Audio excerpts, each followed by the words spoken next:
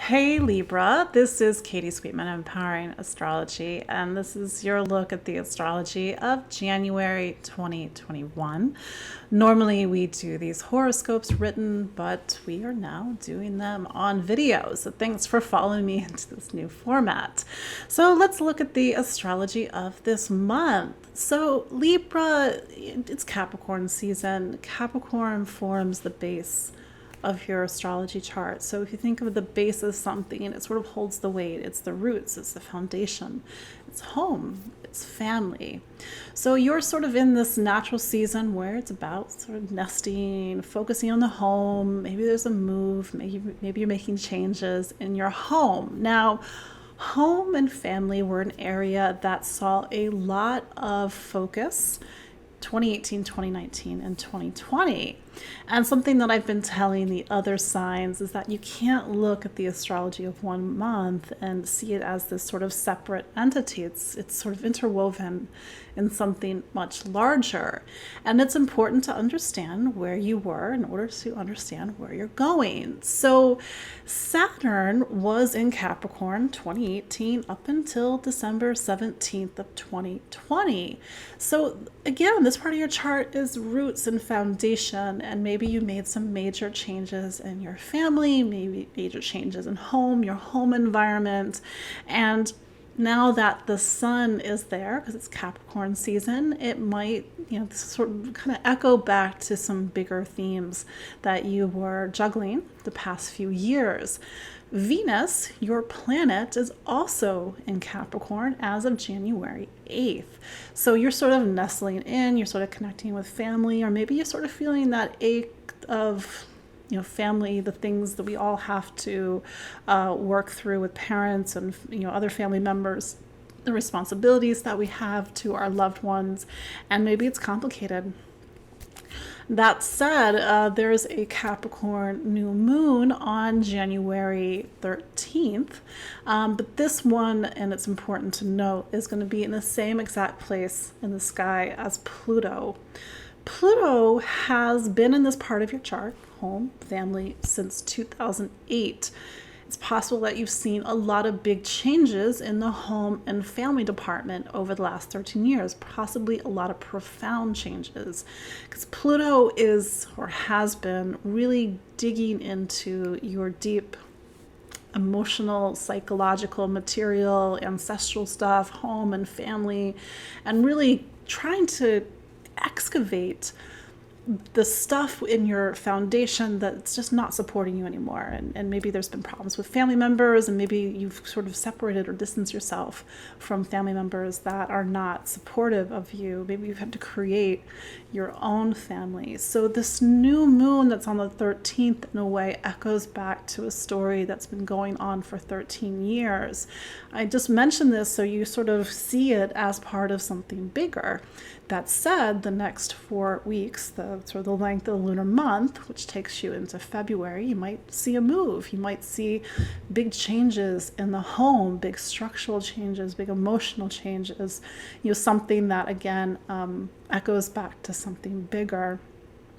That said, the other big news this month is that Mars, your relationship planet, finally leaves Aries. It was been in Aries since the end of June 2020. Now that's 6 months. Normally Mars spends 6 weeks in a sign, and it spent an extra long time in your relationship sign. So you've had to do a lot of work, a lot of back and forth, a lot of negotiation with a partner or somebody else in your life. Doesn't have to be romantic partner, but that's been like a big focus, and maybe even an uncomfortable focus, because Mars can make things hot, it can make things testy, it can push buttons. You had Mars retrograde from September to November of 2020, which meant that you had to go back and really work through and with something with a partner or something from the past. That said, Mars goes into Taurus. Now, Taurus is the part of your chart that I call it the 8th room. Imagine you have a house. That house has 12 rooms. Every room has a very particular function to life. The 8th room, a necessary room, nevertheless, but it's a room where we have to go to face ourselves. It's very deeply psychological, transformative, uncomfortable room. So Mars is going into this room, and it's really bringing up a lot of themes around vulnerability.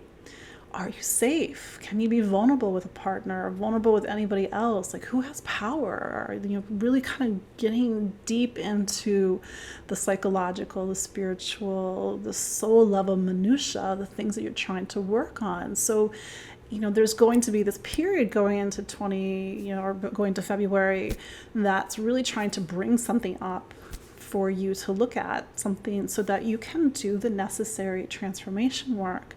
That said, Mars, as it goes into this part of the chart, it starts to activate these themes.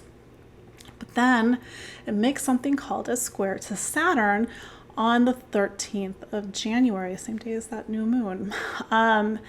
When it does so by the way, Saturn was in Capricorn as of December 17th. It's now in Aquarius. Aquarius is a part of your chart where you have to sort of know exactly who you are. And Saturn is asking you a simple question. Do you know who you are over the next 2 years? And you need to take yourself seriously. You need to take your talent seriously. You need to sort of carve out a sense of identity and persona. And of course, be absolutely true and faithful to who you really are naturally. Side note, this part of the chart does talk about children. So children, pregnancy, those things are very highlighted going into March of 2023, just FYI. That said, the sense of identity, the sense of who you are, and maybe how who you are has been influenced externally by other factors or other people or other events, maybe stuff from childhood. So as you're being forced to dig into a lot of deep stuff, it may start to really push some buttons. Who are you? Well, if who you think you are is based on a lot of things that happened in the past, kind of traumas and what have you, and these are the things you've added to you, like letters to your name, you're in a time where it's about really deconstructing that so that you can really get into the heart of who you are. So there's a bit of psychological tension in January for you, Libra, one where you have to look at themes of the self-preservation, self-destruction, self-revelation, self-transformation, and all these sort of deeper themes around intimacy and vulnerability, and even sexuality and romance. And how do you get naked with somebody? I mean that metaphorically, but perhaps even literally as well. How do you strip down to who you are? How do you have the faith and courage to open up to somebody? So vulnerability, of course, a big theme going into 2021, something that's going to come up again and again, especially Uranus. Uranus has been in this part of your chart, the same part where Mars is, Taurus, since May of 2018, March of 2019 as well. So you've already been in this 2-year story of needing to get vulnerable, needing to sort of distance or separate yourself from something from the past or something that's just feeding perhaps even some negative ego. Mars joins Uranus on the 20th, January 20th, so that could really shake things up in the relationship department or shake things up around some of these deeper themes of vulnerability, trust, security. By then it is Aquarius season, so the sun will be in the part of your chart that is about self and self-expression and creativity, but also children as well. And the sun will meet up with Saturn on the 23rd, January 23rd. By the way, this is the first time the sun meets up with Saturn in Aquarius since the 1990s. I mean, it has what's called a conjunction, so that's the first time in a long time we've had that. But I think that Sun-Saturn conjunction on the 23rd is one of those milestones in understanding what this new Saturn and Aquarius era is about. So really pay attention to the themes that are coming up. The astrology all month long is not easy. I mean, that new moon on the 13th is not easy, but even going into the end of the month, it's really starting to heat some things up. There is a Leo full moon on the 28th of January, and this Leo full moon at 9 degrees of Leo, it's really going to, kind of hit the Mars, the Uranus, the Saturn, and it's going to bring forward a story that's going to take us into 2021. It's going to be one of those themes that are going to be very present with us all year long. So really pay attention, take notes. I always tell people kind of journal around the transits because it's part of a bigger story. It's a bigger story that you're going to return to over and over again.